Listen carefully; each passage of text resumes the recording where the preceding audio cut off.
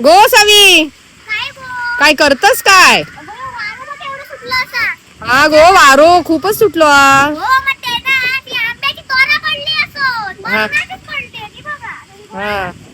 आणि काय करतालस त्याचा?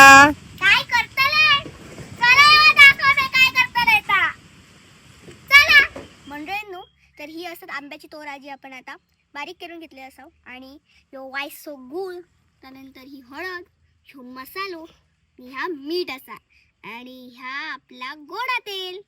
तर चला आता आपण तयार करू.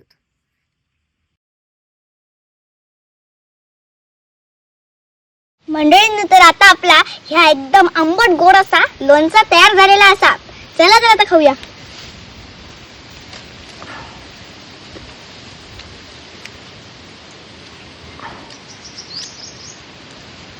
एक नंबर.